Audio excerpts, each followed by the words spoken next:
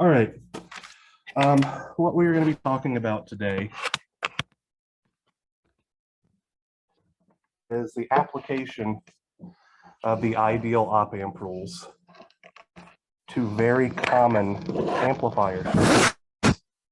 This is literally a review of what we did in Engineering 221. The X now, though, is that you should be able to correctly identify these circuits as inverting, non-inverting amplifiers, etc. So that when we do Wednesday's lecture on cascaded op-amps, you can effectively treat these guys as building blocks to be able to do specific signal processing operations, okay?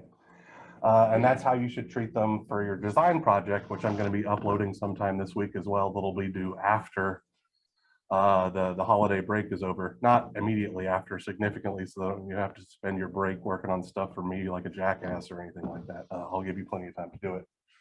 But the ability to identify these amplifier topologies can vastly shorten the amount of analysis time. So I want to spend some time going over them again.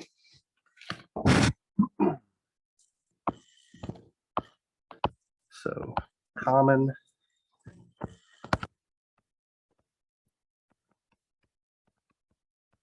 amplifier topologies. All of these are negative feedback circuits.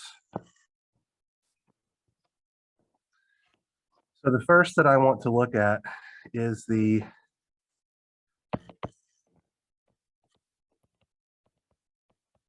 buffer amplifier. So in a buffer amplifier, let's say that I have a circuit that looks like this. I have my op amp. And it's powered, and I'm probably going to stop drawing the power terminals very shortly. We'll just make the assumption that the device is receiving the correct amount of power. We are going to have a feedback loop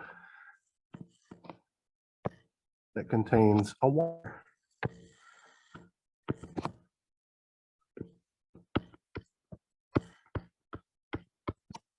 There's our output voltage measured with respect to ground.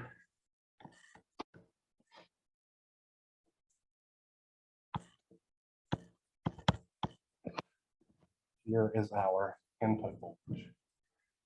So as a reminder, in an ideal op-amp, which is what we're going to treat all of these circuits as, we can use two rules to simplify our analysis.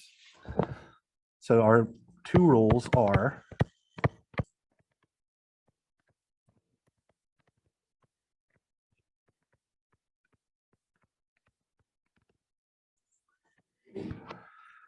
number one, no current can flow into or out of the input terminals. So I'm going to just signify this as I plus is equal to I minus is equal to 0 amps. And rule number two was that there can be no potential difference across our input terminals, which means V plus has to equal to V minus. So in this case, V plus, or actually in all cases, V plus is simply the voltage present at the non-inverting input terminal with respect to ground. And V minus is the voltage present at the inverting input terminal with respect to ground. This will be our current I plus, so it's the current flowing into the non-inverting input terminal. And this is our current I minus, which is the current flowing into the inverting input terminal. So for this particular amplifier, what should our input-output relationship be? What? 1 to 1. Yeah. So the output voltage is exactly equal to the input voltage.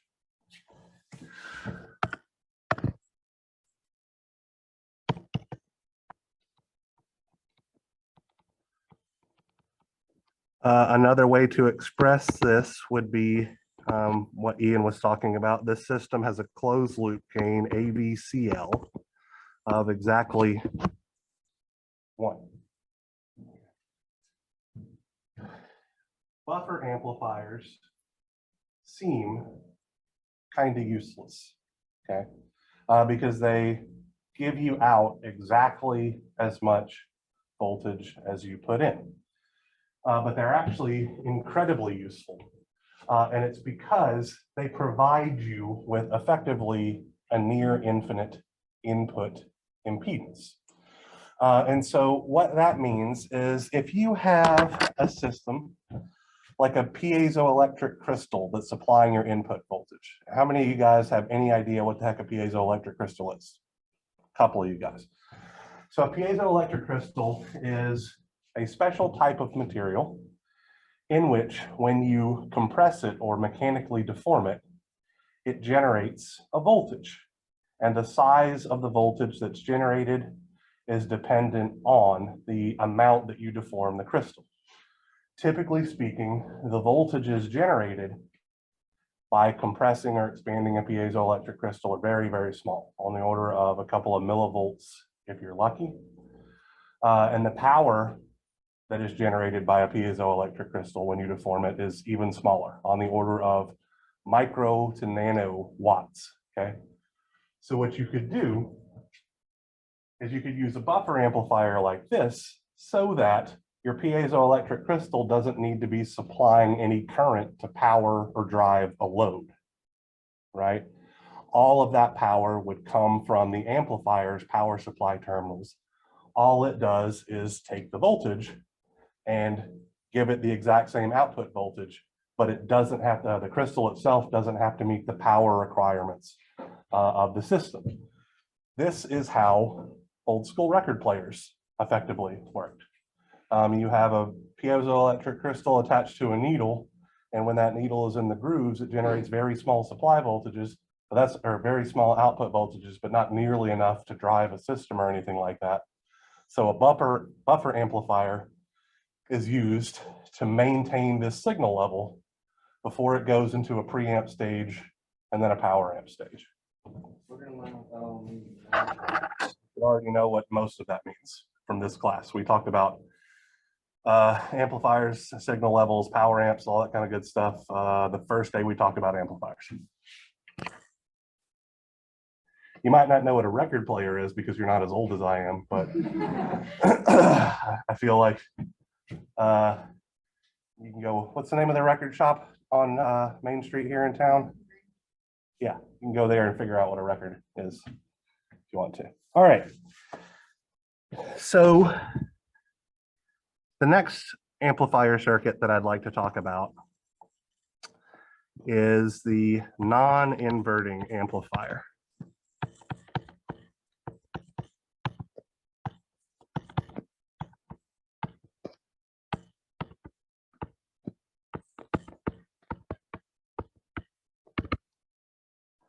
So a non-inverting amplifier is very similar to a buffer amplifier, but there are resistors forming part of a biasing network, okay?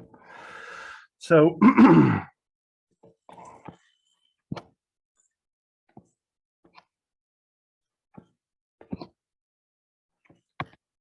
we have our op amp. We are going to have a negative feedback path.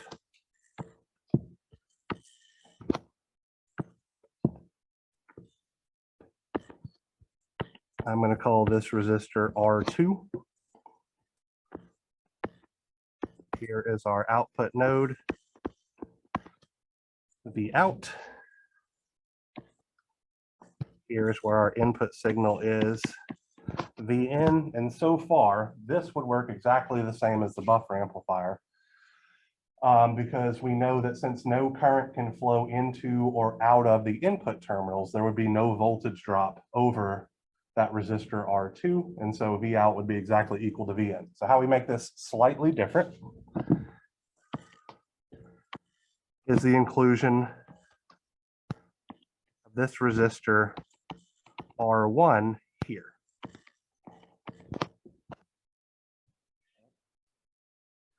So in this particular amplifier, we are going to observe that since V plus is exactly equal to Vn, that means this node right here also has a voltage of Vn. And applying Kirchhoff's current law at the inverting input node yields us the relationship Vn divided by R1 plus Vn minus V out divided by R2 is equal to 0,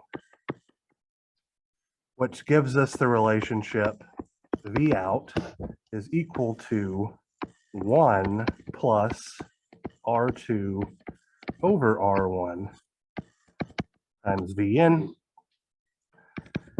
and thus a voltage gain, AVCL, of 1 plus R2 over R1. So if R1 were much, much larger than R2, this guy becomes a buffer amplifier. And that absolutely makes sense, because in this case, R2 is 0 and R1 is just infinitely large. So as R1 gets larger than R2, it should fall back to what a buffer amplifier works for. But for more reasonable values of R1 and R2, we are able to get linear amplification as long as our output isn't expected to exceed our power supply voltage, right? So in a non-inverting amplifier, if we put in a positive input voltage, we get out a positive output voltage that is simply the input voltage scaled by the closed loop gain, which is going back to what Cheston talked about on Friday, right? For these simple circuits where we have a single input voltage and a single output voltage, we are going to observe that the output is nothing more than the closed loop gain multiplied by the input voltage. And so if we can identify these topologies, we no longer actually need to do any circuit analysis whatsoever. If we can figure out what the gain is, what the input voltage is, we know the output and any combination thereof, all right?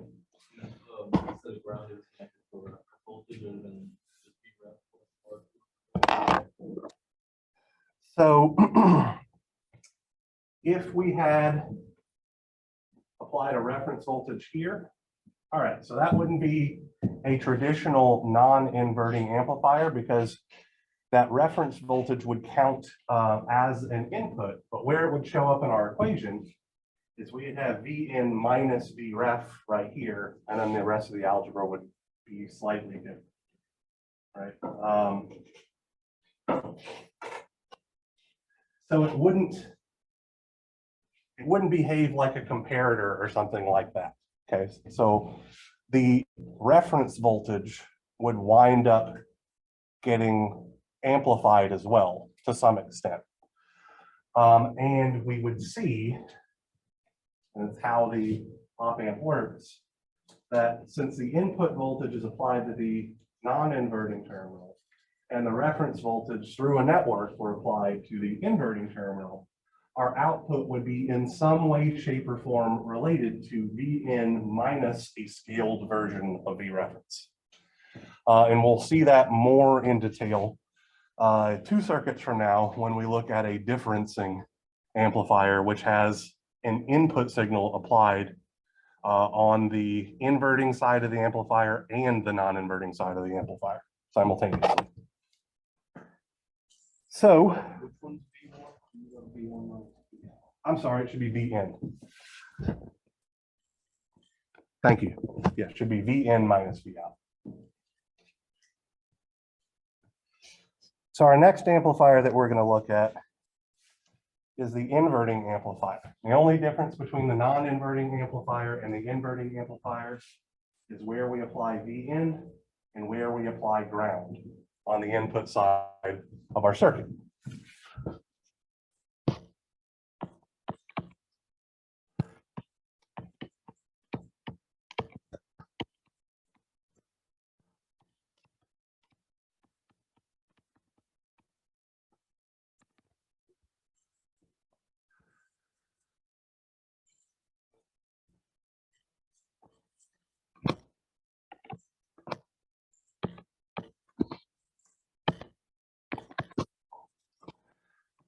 So I'll still have my feedback resistor R2.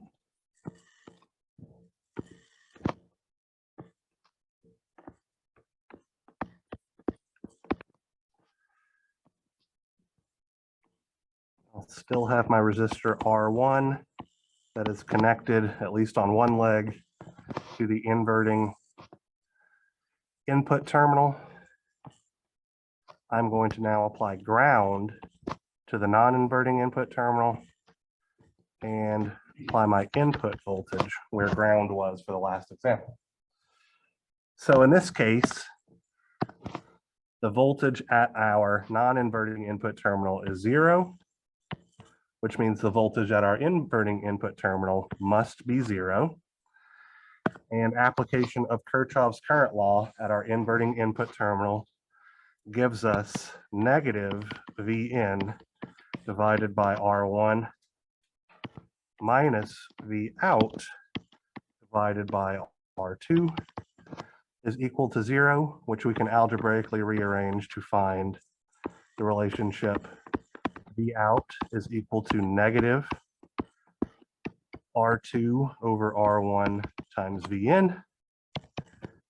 And thus our closed loop voltage gain AVCL is negative R2 over R1. So these circuits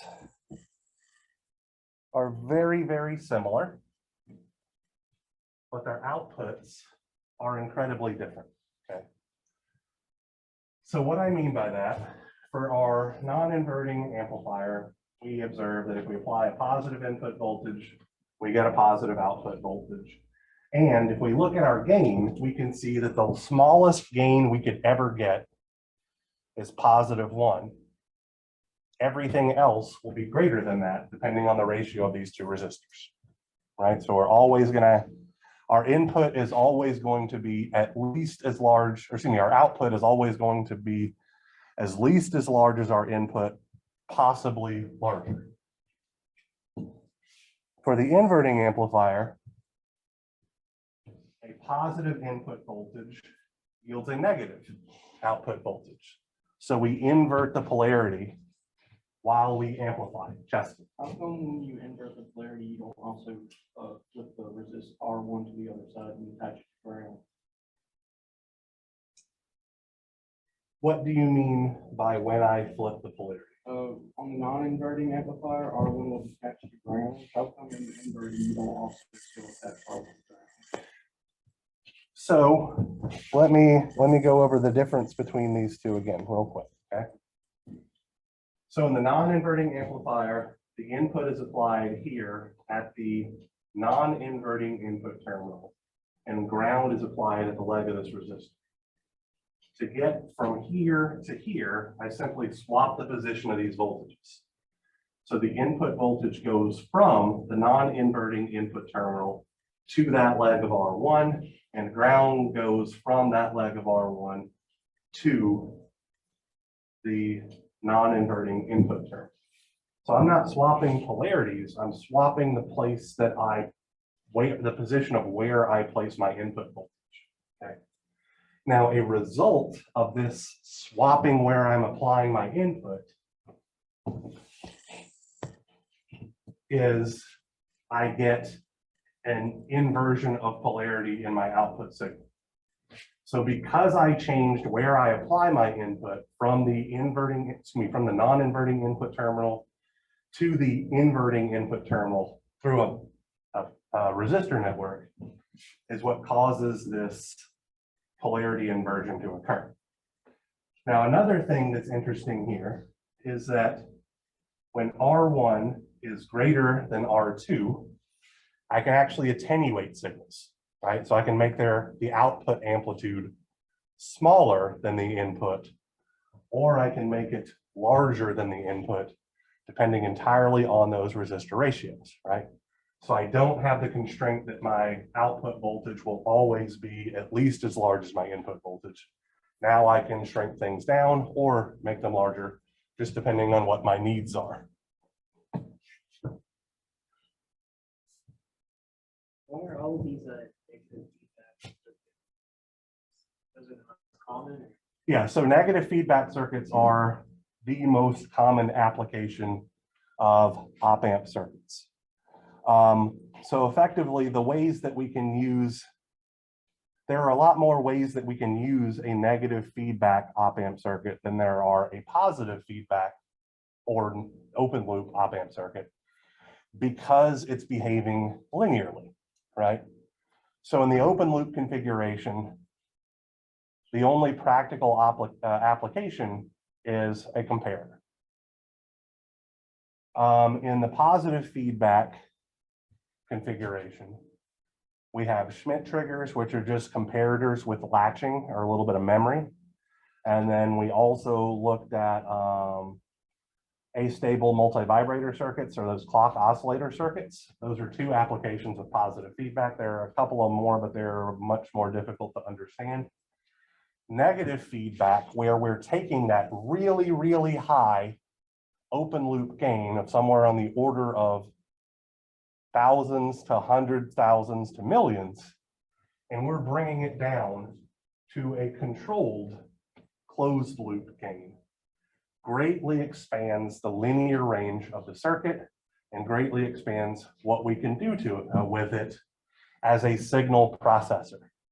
So we're beyond just making simple comparisons of an input signal to a particular reference, and we're now able to do things like boost levels, cut levels, and all that kind of stuff.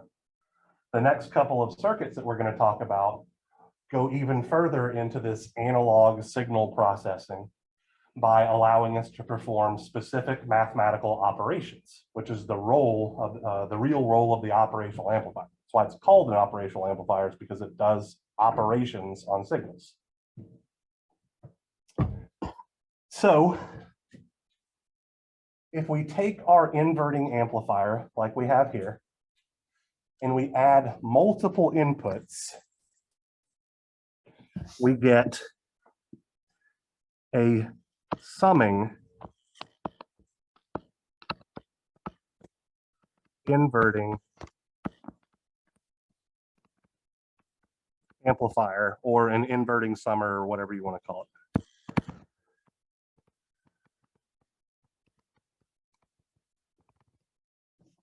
So let me take this guy, almost the exact same topology. We're going to put ground here.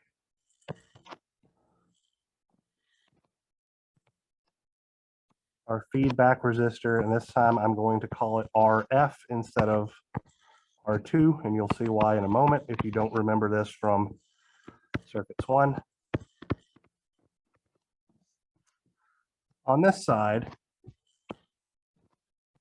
I'm going to have multiple inputs. So let's call this guy R1 and this input voltage V1. Let's have this guy be R2 and this input voltage be V2, and a voltage, or excuse me, a resistor R3 here with an input voltage of V3. And we could do this for any number of input signals. I'm just happening to derive this for 3. Okay. So since we have ground applied at our non-inverting input, we have 0 volts at our inverting input signal as well. And if we apply Kirchhoff's current law at this inverting input node, what we'll find is that we will have negative V1 divided by R1 minus V2 over R2 minus V3 over R3 minus V out over RF is equal to 0, or V out is equal to negative RF multiplied by V1 over R1 plus V2 over R2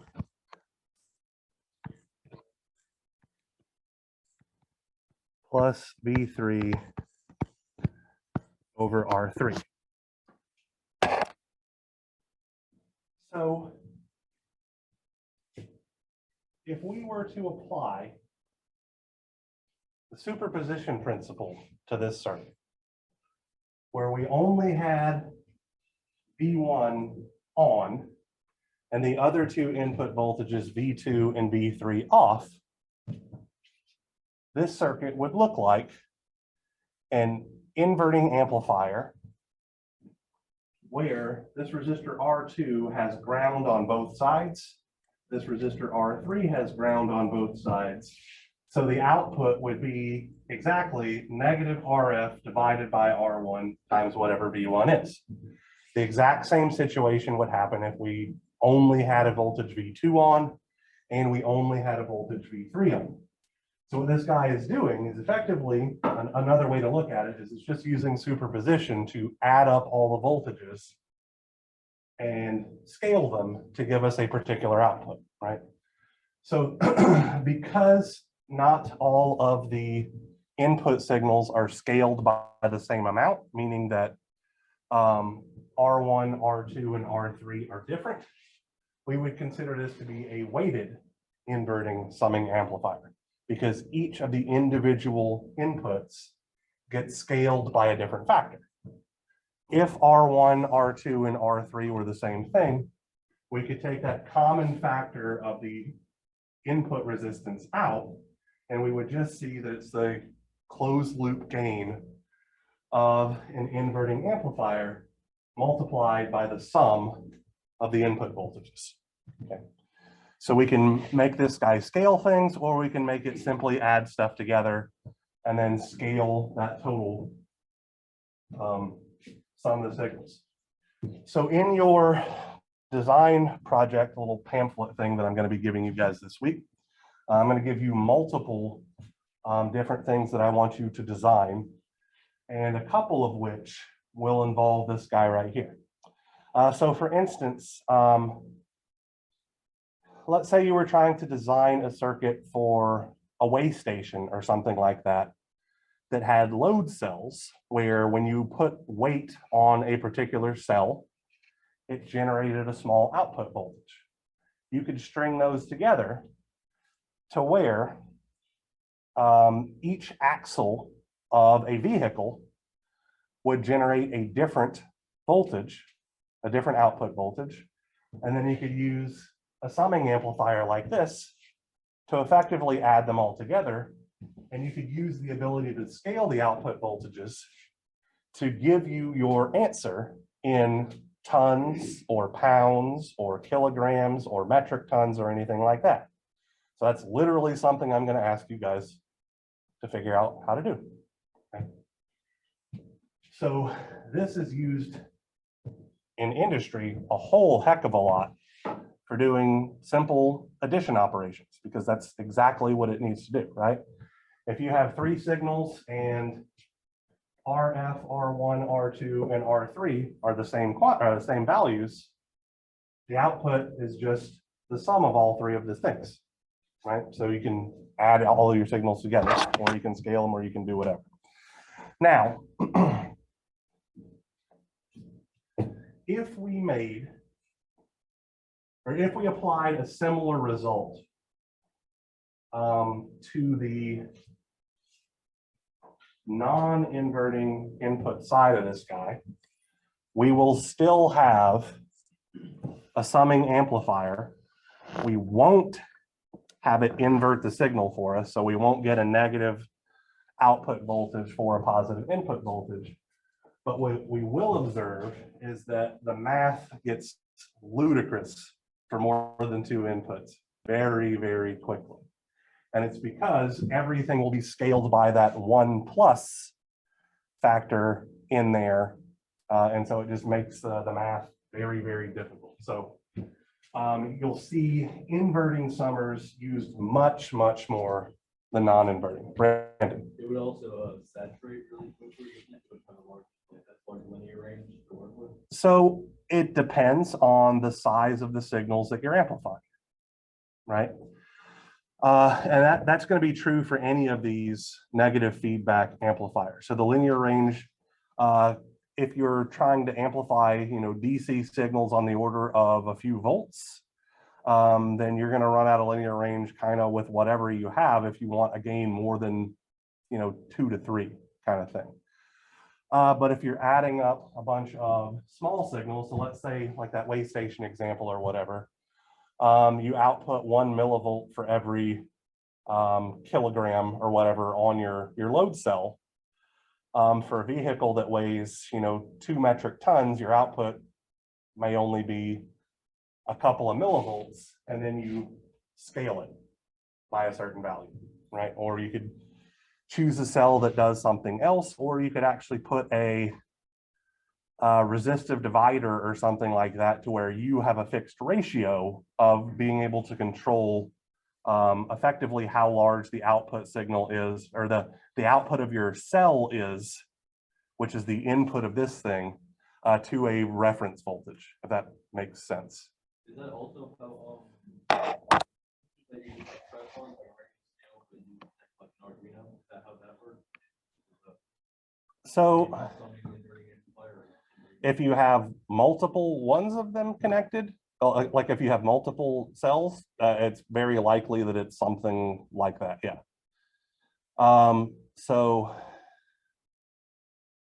like a home scale, where you're expected to distribute your weight evenly between one side and the other, it has multiple load cells in it. It could be as few as 2, as many as 4, where it's taking the weight from the front of your foot, your heel, the front of your right foot, and your heel, or simply what it sees on the left-hand side and what it sees on the right-hand side, and adds them all together, which is why when you move back and forth a little bit, as your weight distribution changes, the output on the scale changes because it's measuring things slightly differently.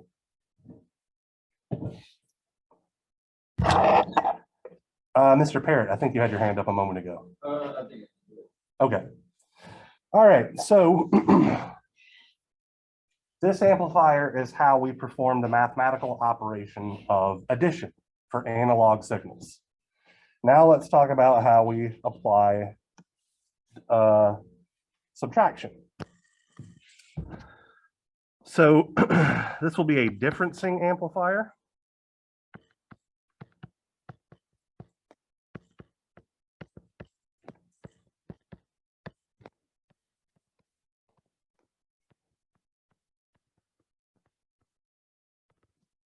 And in a differencing amplifier, I apologize. I had my ringer on so that my vet could call me earlier, and I forgot to turn it back off.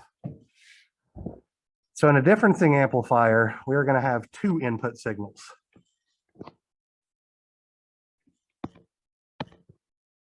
So we're going to have our feedback loop,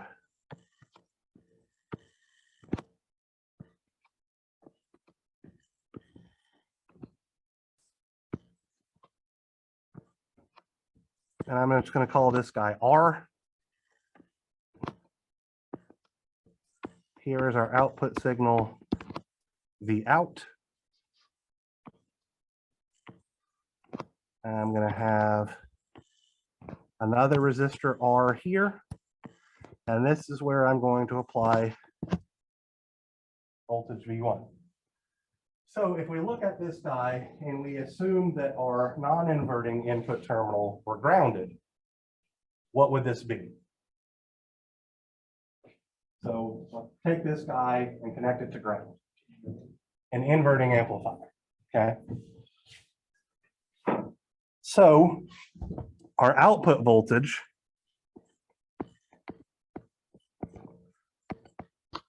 we're going to do this effectively using superposition. So if this guy here were connected to ground, what would our output voltage be? So effectively, what's the contribution of V1 to the output? Exactly right. So we're going to have a factor of negative V1. Now let's add our other part.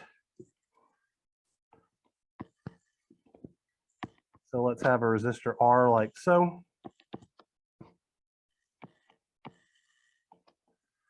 A resistor R like so. And then here's the quantity V2. So if V2 has some value and V1 is grounded, what does this guy look like? Now it's not going to be exactly the same, but we have an input signal applied to the non-inverting side. And then we have our regular bit up here at the top where this voltage V1 is ground. It looks similar to a non-inverting amplifier, except that there's this resistor network here, right? So our output is going to be related to 1 plus R over R times V2. Actually, well, yeah, so that'll work. But we're going to have another factor out here in front that takes into account what this resistor network is doing. Is it a factor of 2? I don't think so. So if no current can flow in to our non-inverting input terminal, and these two resistors are identical, the voltage at this node should be what? Shouldn't just be voltage division, it'd just be 1/2. Exactly right, 1/2 V2. So this part right here is giving us a factor of 1/2.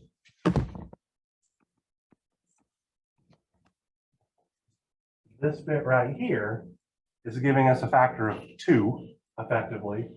And 1/2 times 2 means that our overall relationship for this guy is simply V2 minus V1. So it's a differencing amplifier. It isn't really much of an amplifier at all, but it just takes the difference of those two inputs.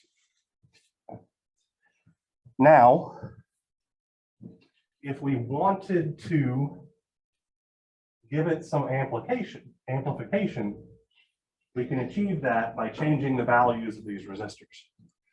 The only problem is we have to be careful because these two resistors scale V1, but they also scale V2 by an amount that is in conjunction with how much these guys mess around with V2, right?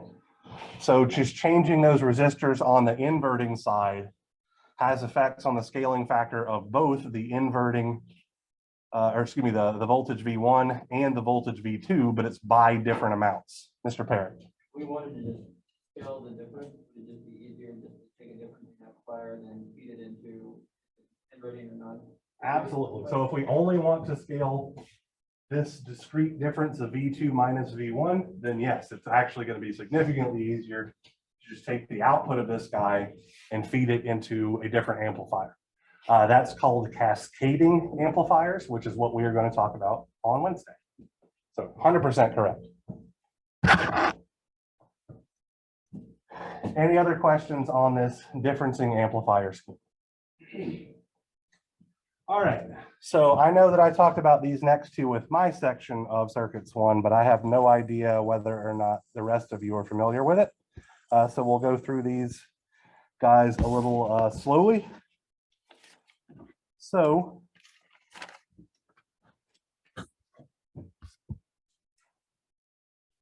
we are going to now talk about a differentiating amplifier.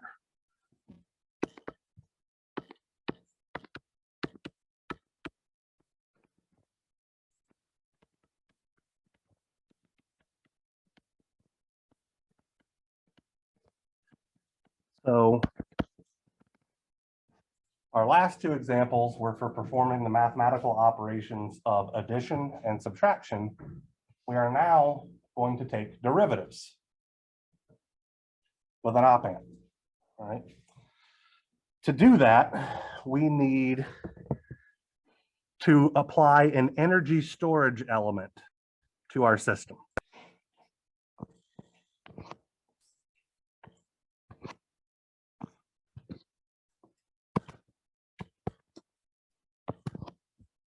So we're going to have our feedback element, which is going to be a resistor R.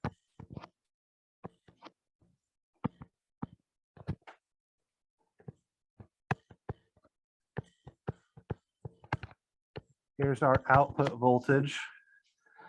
And I'm saying it's the output voltage is going to be a function of time because if this were a DC circuit, then our energy storage element would either look like just a short circuit or an open circuit, depending on which we choose. I'm going to ground my non-inverting input terminal, and I'm going to apply a capacitor as my non-feedback element, and I'm going to apply Vin up here. Excuse me. So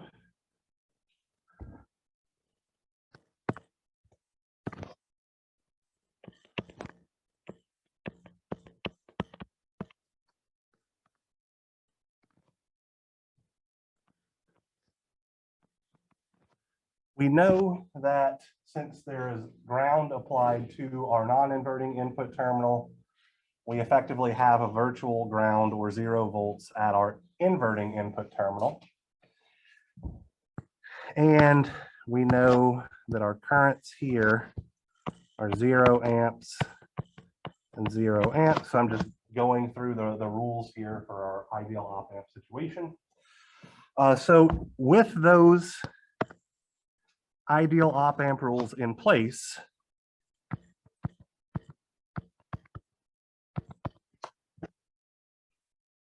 what is our capacitor voltage VC here equal to? Vn of t minus 0 volt. Yeah, so just Vn of t. So the voltage drop across our capacitor is Vn of t. All right. I hope that you recall from circuits one that the current flowing through a capacitor is simply C multiplied by the derivative of the voltage drop across the capacitor, which for our case is going to be dN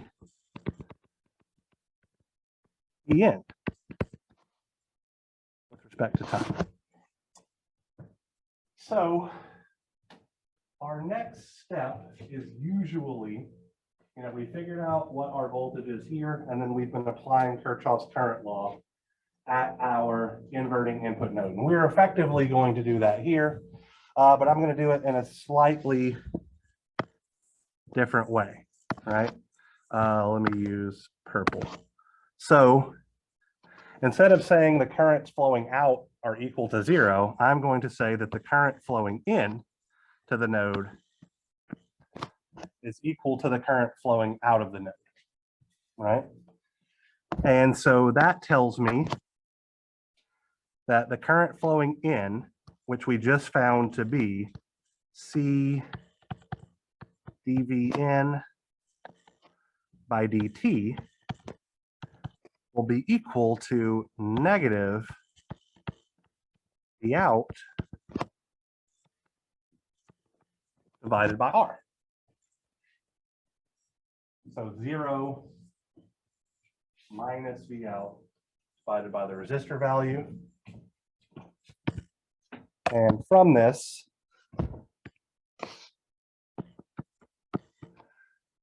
we can see that our output voltage is simply negative R times C times the derivative of our input voltage. Now,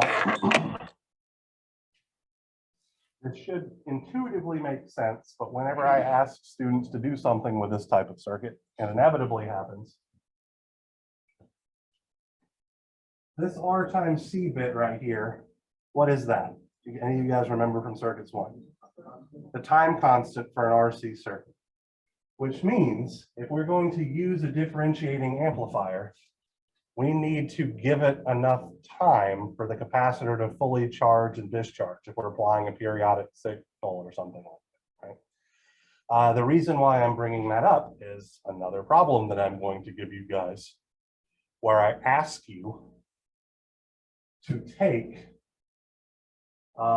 maybe a triangular wave or something like that and use it to generate a square wave.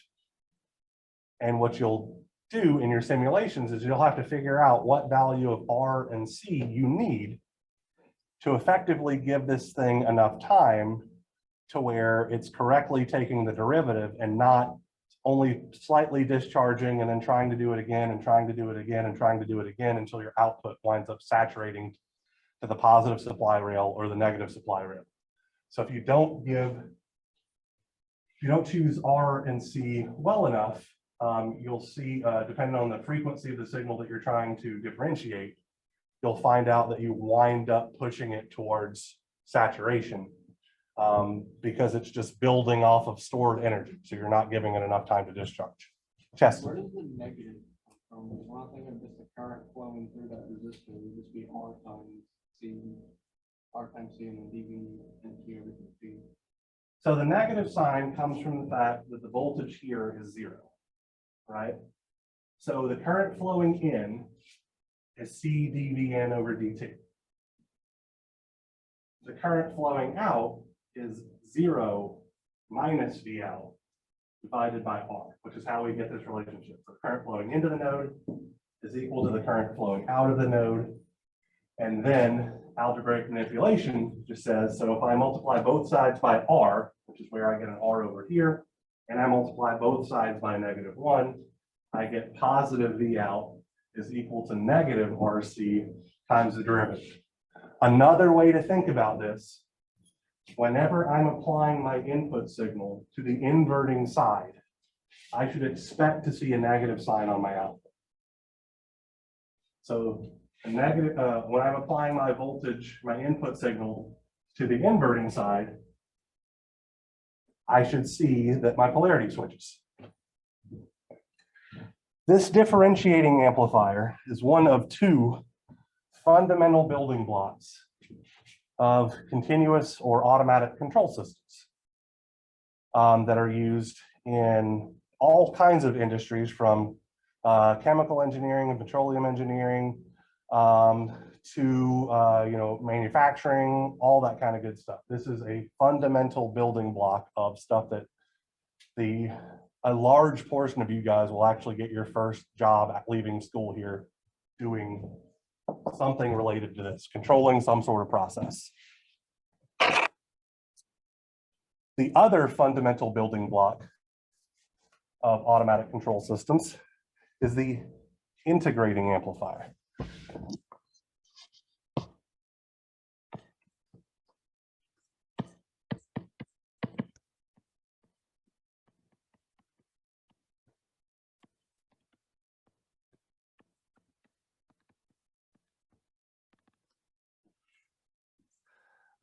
Actually, before we talk about the integrating amplifier, I want to say something else about this differentiating amplifier.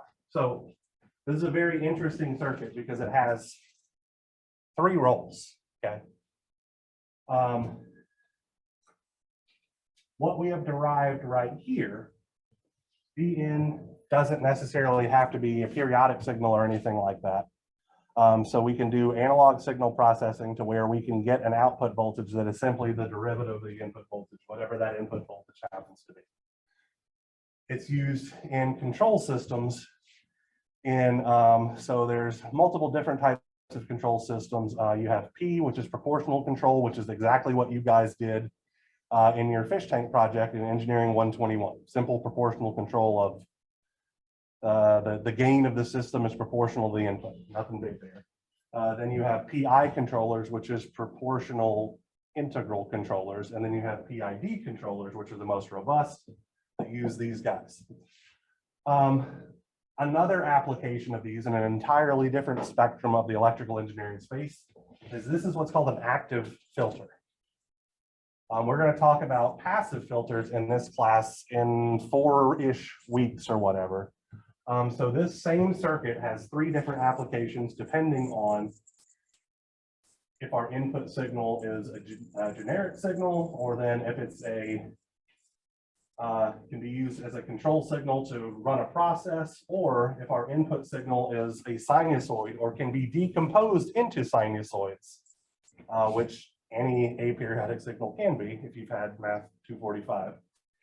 You'll find that this is a high frequency filter or high pass filter. So it winds up only passing high frequency signals and rejecting all low frequency signals. So our integrating amplifier is also a triple threat. It performs a specific mathematical operation, the integration operation on signals. It's used extensively in automatic control systems. And it turns out that it also happens to be a filter as well, and it is a low pass filter.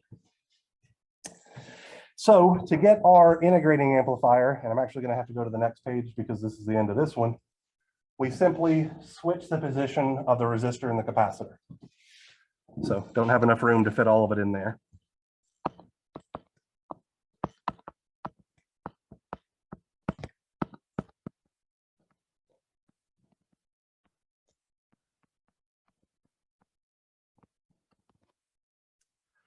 So in the integrating amplifier,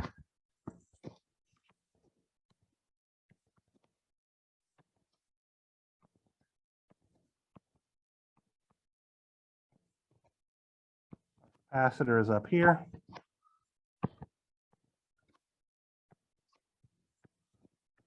We take our output voltage in the same spot. We apply ground to the non-inverting input terminal. We put a resistor here, and this is where we apply our input signal, Vn, as a function of time. So we can easily see that this voltage is again 0 volts. So the voltage at our integrating terminal is 0 volts. And we know that no current can flow into or out of our input terminal since we're dealing with an ideal op amp. So we also know that any current flowing through this resistor R must also flow through that capacitor, right? So let me call this voltage DC of T. And let's kind of go through a similar-ish thing that we did the last time, all right? So for our last example, we saw that VC of T was just our input voltage. In this case, we'll find that VC of T is actually negative the output voltage, right? Because 0 minus V out is equal to VC of T.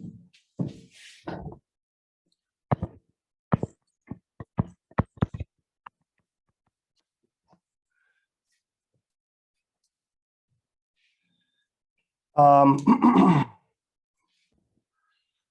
current, let's call it this guy right here, IR of T, is simply Vn divided by R. And it has to be equal to the current flowing through our capacitor, because that's the only current carrying path that it can flow through, or it hits the output signal and then flows, because we don't have a load, flows back into the op-amp, right? So if we use the opposite relationship that we used last time, right? In the last example, we said that IC was equal to dV by dt. Here we're going to use V is equal to the integral of IC. So we know that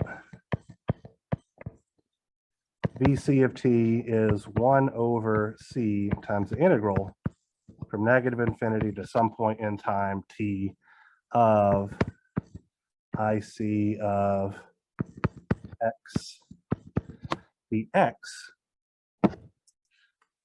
If we combine these three relationships, what we wind up finding is that our output voltage is negative 1 over RC times the integral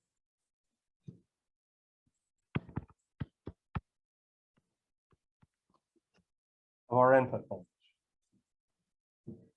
Now, I very specifically chosen my boundaries for this integral to be negative infinity to t. And the reason that I've done that is because with those boundaries, I don't have to worry about what the initial conditions on my capacitor actually is, okay? We all know that capacitors store energy, and if they have any energy stored, they have some voltage drop across them. So in reality, you're more likely to see this integrating amplifier have a resistor in parallel with this capacitor C here, which is used purely to burn off excess energy, so that we know that the initial conditions is always there's no voltage drop across the capacitor at the beginning of effectively every cycle. But it makes the math in the way that we are approaching it significantly more difficult. But when we revisit this guy in analog electronics, because the whole point of those classes is to figure out how to build an amplifier or an op-amp effectively from scratch. And we've got enough comfort level with doing circuit analysis in the Laplace domain, we can actually include that resistor and see what its effects, what its effects are, and find out that it's not really all that big of a deal.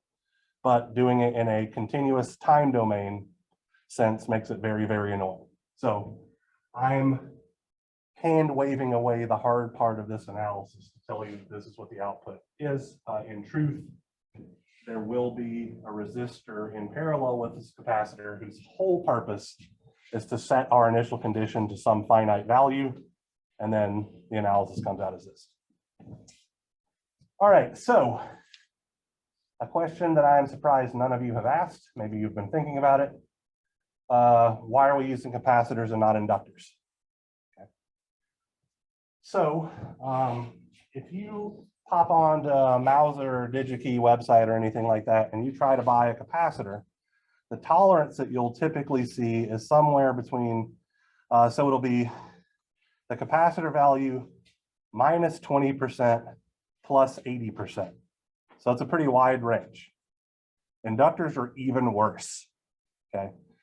So we could absolutely build a differentiating amplifier or an integrating amplifier with inductors, and I believe I'm going to ask you to do one of those in your homework set. But practically, the capacitor is the way that you should go, because you have a better tolerance range when you just buy components off the shelf. Now, you could literally hand wind inductors all day, and as part of your Circuits 3 lab next fall, you'll be expected to do that to some small extent. hand wind an inductor to get a specific value, but for the overwhelming majority of us, we don't have time to sit there with a spool, maybe a pickup winder or something like that, and wrap speaker wire around a mandrel. We want to buy stuff off the shelf. If you're buying stuff off the shelf, capacitor's the way to go. Ian. Would inductors be more sensitive to things like changes in just like air conditions and stuff because of using air as a core? So it depends on whether or not it uses air as the core or not, right? Yeah, so for an air core inductor, absolutely. Temperature is going to be a bigger thing there as well, because resistance is highly temperature dependent for practically all materials as well. So the hotter things get, the more resistive they get, and so your inductor starts behaving less like an inductor and more like a resistor at high temperatures and things like that. Whereas a capacitor is a piece of wire with a plate, or two plates actually. There's no actual current in a conventional sense flowing through it because there's no conductive path. It's the movement of stored charge that causes the displacement current to flow through, and so it behaves more stably as a function of temperature. All right, so these building blocks will be very, very useful to you in your design project portion for the op-amp section of this class. What I want you guys to think about when you're approaching those problems, I'm going to get it uploaded this week, is effectively what mathematical operation do I need to do to make X happen? And that tells you what kind of op-amps that you'll need. There are usually going to be multiple ways to do things, right? As there always is in electrical engineering. It's never just simple, oh, I can analyze it. This only, this is the only way to analyze it. It very, very rarely works like that. And the same thing for electrical engineering design. And it's simply, do I add signals first and then take the derivative, or do I take the derivatives of both of the signals and then add them together? And if it's a linear system, the answer is it doesn't matter which order you do it in. But if it's a nonlinear system, the order is hugely important. So you just have to take things like that into consideration. All right, that's enough out of me for today. So I'll see you guys all on Wednesday, where we are going to talk about cascaded amplifier circuits very briefly. And then I will use the remainder of the class period as a review session for your exam if any of you guys have any questions. As a reminder, your first exam in this class, the in-class portion will be given on this Friday. There are a couple of people who have registered with TDS, and so because they get extended time, they will take their exam at TDS in Wiley Tower because there's another class in this room immediately after our class, so we can't use it for both things. All right,